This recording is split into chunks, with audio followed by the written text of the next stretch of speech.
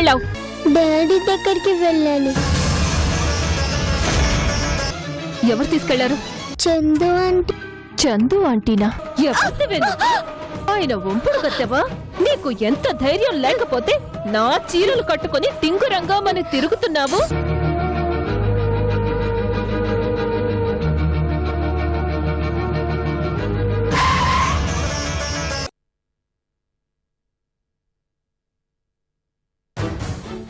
మాట్లాడితే ఆయన గారు రాముడు దేవుడు అని కీర్తించావుగా. చూడు ఇప్పుడు నీ రాముడు ఏం చేస్తున్నాడో. నేను ఏం మాట్లాడినా తప్పంతా నాదే అన్నట్లు మాట్లాడతావుగా. కానీ అక్కడ ఏం జరిగిందో చూసావుగా. మీ అల్లుడు సామాన్యంగా లేడు. ఓ ఆడపిల్లని ఇంట్లో పెట్టుకుని హాయిగా ఎంజాయ్ చేస్తున్నాడు. ఏంటి ప్రియ నువ్వు మాట్లాడేది? నువ్వు చెప్పేది నిజమా? అవును డాడీ. ఇప్పుడు ఆయన గారి ఇంట్లో ఒక పడుచు పిల్లతో చాలా హ్యాపీగా ఉంటున్నారు. ఆయన మనమేదో తక్కువ చేశావని ఆ అమ్మ మన దగ్గర ఫీల్ అయింది కదా. ఒక్కసారి ఆ ఇంటికి వెళ్ళి చూడండి డాడీ, మీకే తెలుస్తుంది. చాలా ప్లాంట్ గా చేస్తున్నాడు. చందు అనే దాన్ని చేరదీశాడు. ఆయన గారు రాకుండా దాన్ని స్కూలుకు పంపించి పాపని నేరుగా ఇంటికి పిలిపించుకున్నాడు డాడీ.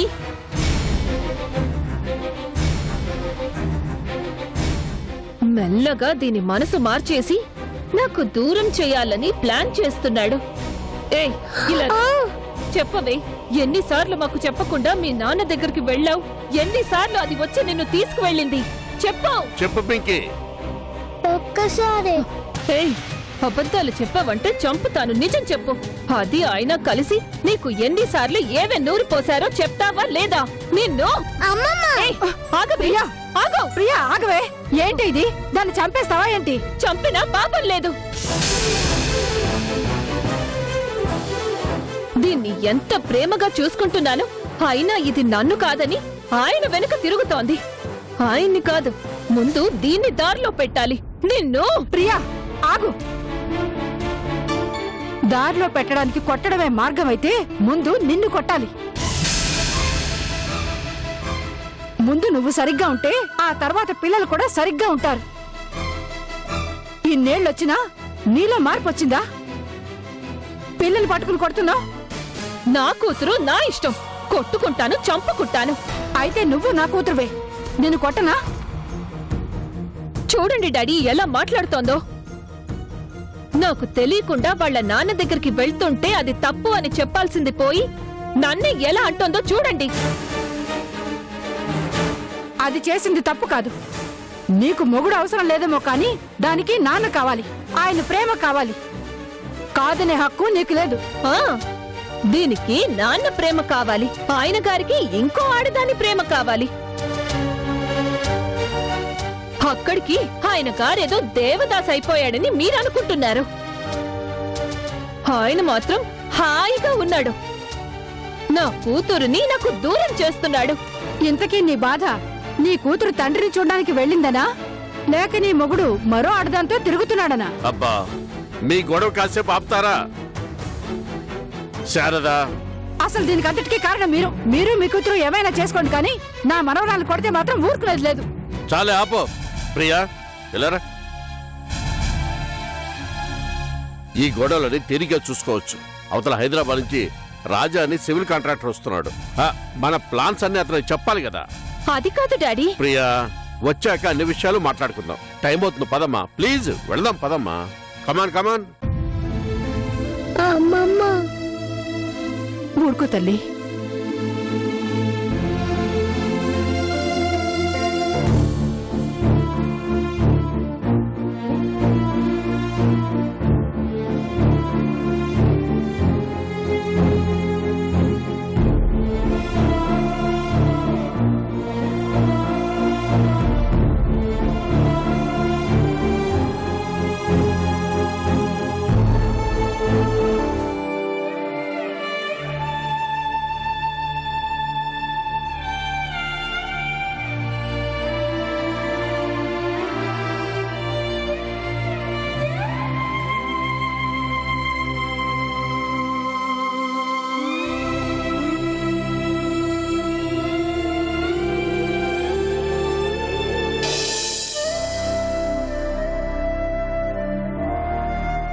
ఏమ్మా ఎక్కడికి వెళ్ళావు?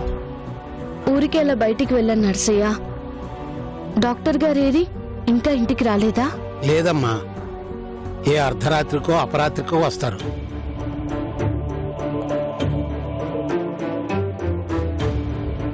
ఏమిటమ్మా ఎందుకలా ఉన్నావు? ఒంట్లో బాగలేదా? హ? అదేం లేదు నర్సయ్య, బాగానే ఉన్నాను. అయితే మనసు బాగాలేదు కదూ?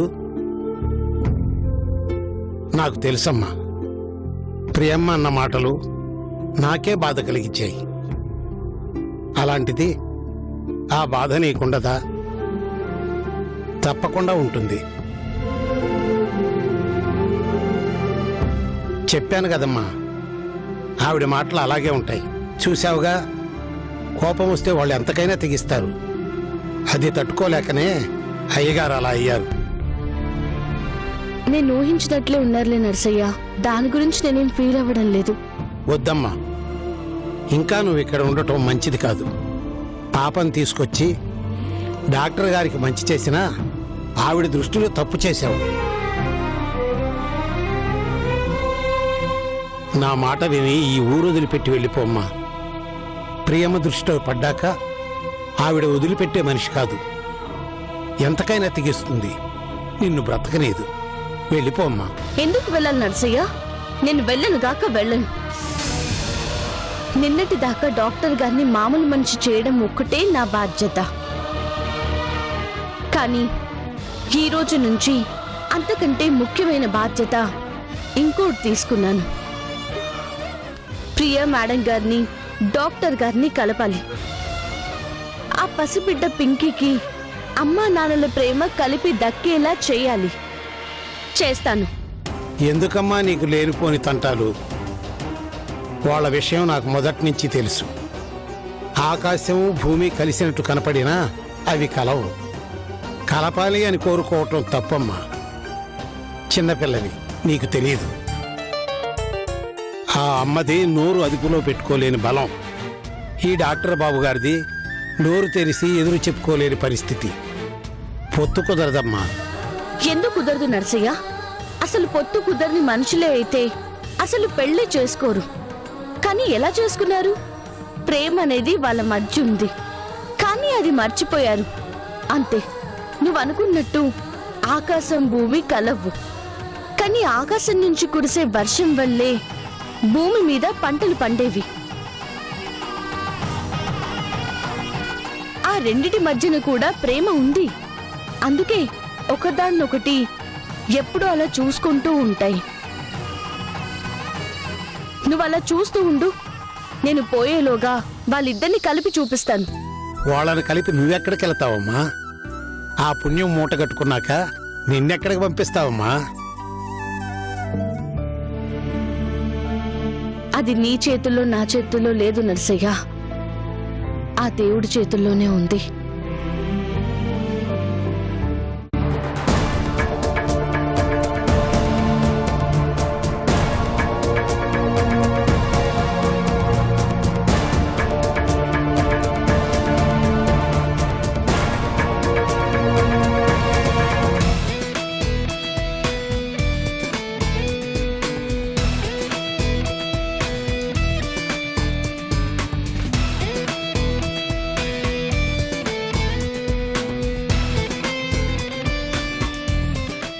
ఇది యాక్చువల్లీ మన ప్లాన్. ఇక్కడి నుంచి ఎక్స్టెన్షన్ చేయాలి. ఇదంతా పార్కింగ్ ఏరియా, ఇది ఎమర్జెన్సీ బ్లాక్, ఇది మిలీనియం బ్లాక్. ఇక్కడి నుంచి staff quarters, lab, male ward, ఇది ఫిమేల్ వార్డ్, ఆంకాలజీ. ఇక్కడ ఐసిఐసియు. ఈ పక్కనే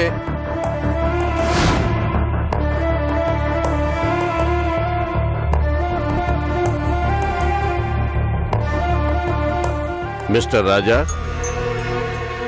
నేను చెప్పేది వింటున్నారా? వింటున్నాను సార్. మీరు కొత్తగా కన్స్ట్రక్షన్ చేయబోయే ప్లాన్ కూడా ఒకసారి చూపించండి. ప్రియా, అది చూసి మాట్లాడి ఒక డెసిషన్ కొద్దాం. Okay, take it.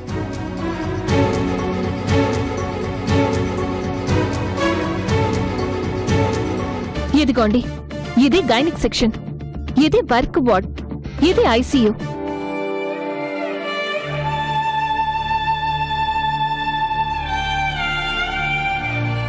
ఈ 10 ఫ్లోర్స్ రౌండ్ షేప్ రావాలి. వాట్ రాజా, ఇందాక నుంచి చూస్తున్నాను, ఏదో టెన్షన్లో ఉన్నట్టున్నావు. Any problem? ప్రాబ్లం ఏం లేదు సార్, కానీ కొంచెం డిస్టర్బ్డ్గా ఉన్నమాట మాత్రం నిజం. నేను ఈ ప్లాన్ తీసుకువెళ్ళి ఒకసారి స్టడీ చేసి మీతో మాట్లాడతాను. అంతగా డిస్టర్బ్ కావటం ఏమిటి? What happen? జీవితంలో నేను పోగొట్టుకున్నది, మళ్ళీ కనిపించదు అనుకున్నది ఇక్కడ కనిపించింది సార్. ఆ షాక్ నుంచి నేను ఇంకా కోలుకోలేకపోతున్నాను. ఈ రకంగా నేను ఇక్కడికి రావటం చాలా మంచిదైంది సార్. ఏం పోగొట్టుకున్నారు? ఏం కనిపించింది? పోగొట్టుకున్నది నా భార్యని. తన విలువ తెలియక వదులుకున్నాను. మళ్ళీ కనిపించదు అనుకున్న వ్యక్తి ఈరోజు ఇక్కడ కనిపించి మాయమైంది.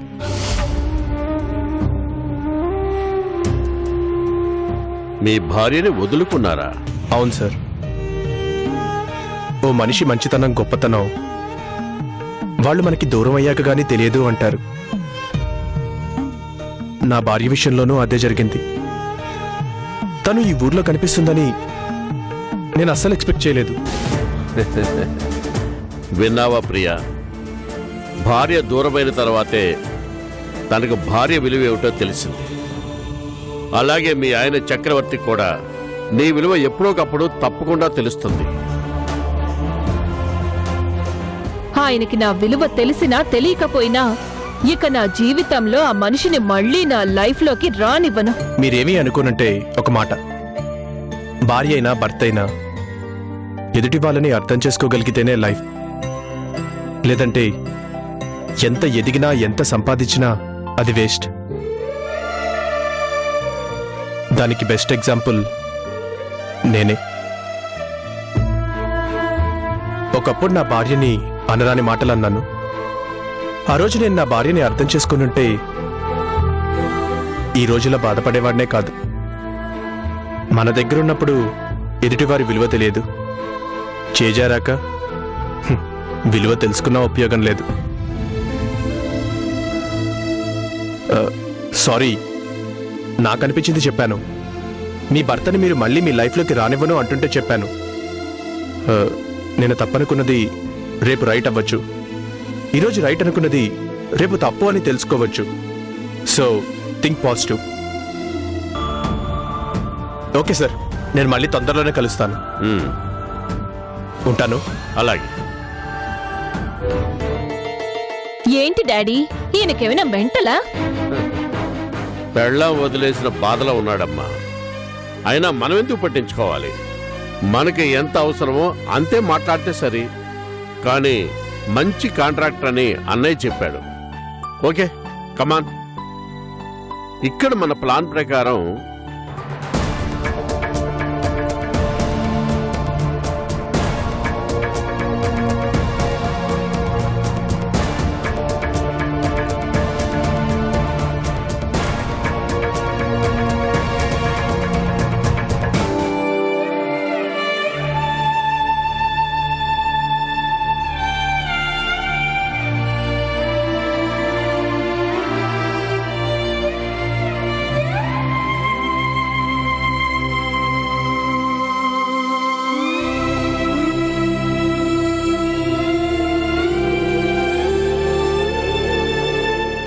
చందు ఇక్కడే ఎక్కడో ఉండుంటుంది. ఈ ఊర్లోనే ఉండుంటుంది. వెతుకుతాను.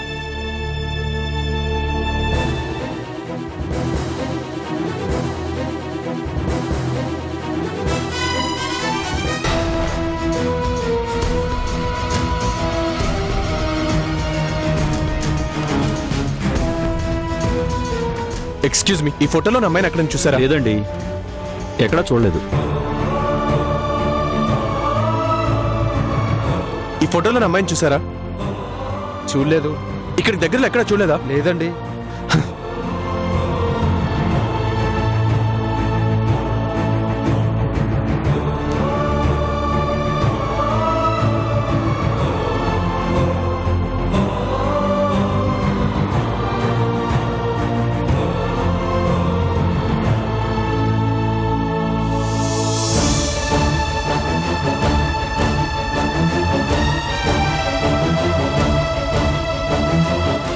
ఎక్స్క్యూజ్ మీ, ఈ ఫోటోలో ఉన్న అమ్మాయిని ఈ ఏరియాలో ఎప్పుడైనా చూసారా?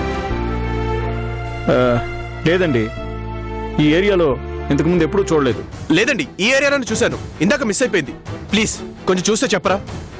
అదిగో అక్కడ పాన్ షాప్ ఉంది కదండి, వాళ్ళని అడగండి. వచ్చిపోయే వాళ్ళ గురించి వాళ్ళకి బాగా తెలుస్తుంది. వాళ్ళని అడిగితే కరెక్ట్గా చెప్తారు. ఓకే అండి, థ్యాంక్ యూ. ఏమండి, ఈ ఫోటోలోని అమ్మాయిని ఇక్కడెక్కడైనా చూసారా? లేదండి. ఇందాక ఇక్కడే చూశానండి. ఏమో అండి, చూడలేదు.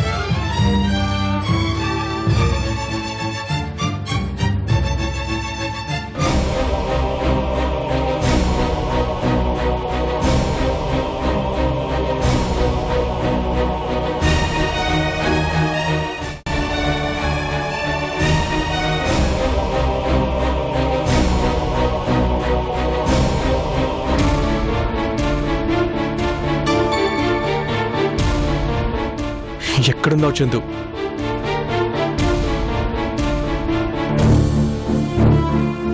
ఎక్స్క్యూజ్ మీ అండి, ఈ ఫోటోలోని అమ్మాయిని ఎప్పుడైనా చూసారండి? లేదు బాబు, చూడలేదే.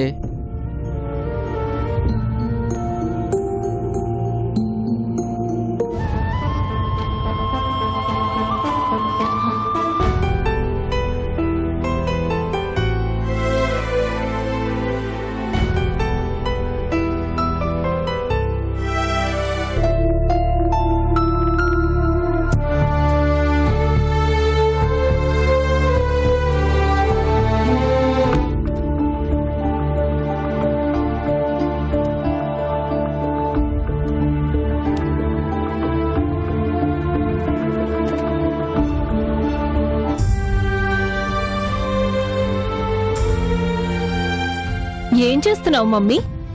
పింకీని స్కూల్కి తీసుకెళ్ళాలి కదా, టైం అవుతుంది. అందుకే దాని బ్యాగ్ సర్దుతున్నాను.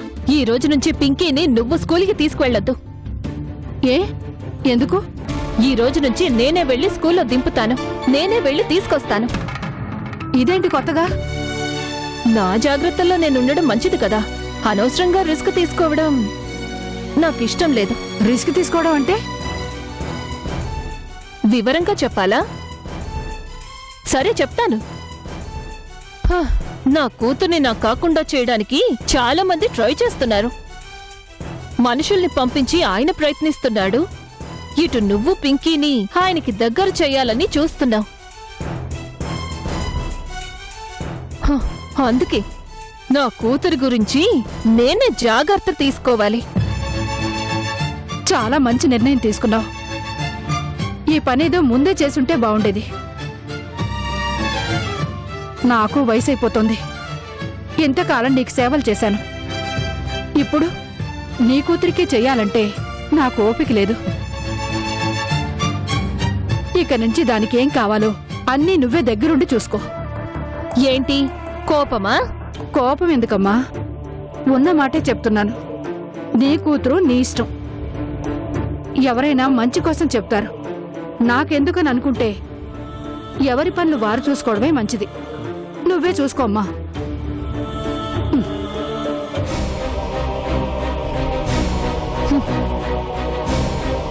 నువ్వు ఎందుకిలా చేస్తున్నావో నాకు తెలుసమ్మా.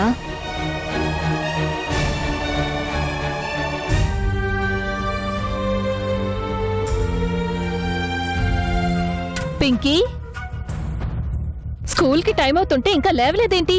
లే పింకీ, లే లే. అదేంటి జ్వరం వచ్చింది? Mummy, mummy, mummy. పింకీ, పింకీకి జ్వరంగా ఉంది. మమ్మీ మమ్మీ ఏంటి మమ్మీ పిలిస్తే పలకవు? నీ పనులు నువ్వే చేసుకుంటాను అన్నావుగా, ఇంకా నా గురించి ఎందుకు? మమ్మీ ప్లీజ్ నన్ను సాధించుకో. అవతల పింకీకి ఒళ్ళు కాలిపోతోంది, జ్వరం వచ్చినట్టుంది. ఉన్నట్టుండి జ్వరం రావడం ఏంటే? ఏమో మమ్మీ, వచ్చి చూడు. పద. పింకీ, అమ్మా పింకీ, ఏమైందమ్మా? అయ్యో, ఒళ్ళు కాలిపోతుంది. నిజంగానే జ్వరం బాగా ఎక్కువగా ఉంది. హాస్పిటల్కి తీసుకెళ్దాం పద. సరే పింకీ, లేమ్మా. పదమ్మా.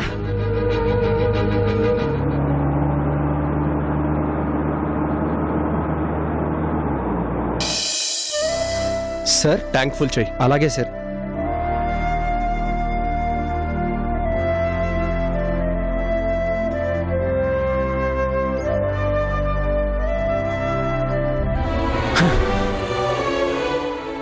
అసలు చందు ఇక్కడ ఎందుకుంటుంది?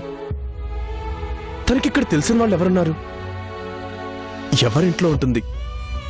అందరినీ కాదని తను ఇక్కడుండి ఏం సాధిస్తుంది? చందు, నువ్వు ఎక్కడున్నా నిన్ను మాత్రం వదిలిపెట్టను. నువ్వు నాకు కావాలి. ఒక్కసారి నిజం తెలియక నిన్ను దూరం చేసుకున్నాను. ఈసారి మాత్రం ఎట్టి పరిస్థితుల్లోనూ నిన్ను వదులుకోను. Sir bill sir. ఎంతైంది? 1000 సార్.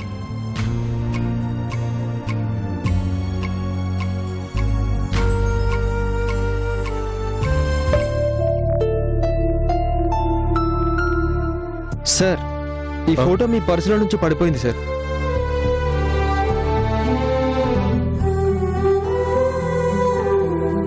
ఎవరు సార్? మీ మిస్సెస్ ఫోటోనా? అవును. జాగ్రత్త సార్, ఇప్పుడు దొరికింది కాబట్టి సరిపోయింది, లేకపోతే మిస్ అయ్యేది. లేదు, ఇంకా మిస్ అవ్వను. ఒక్కసారి చేజారి మళ్ళీ దొరికావు. ఈసారి అస్సలు మిస్ అవను.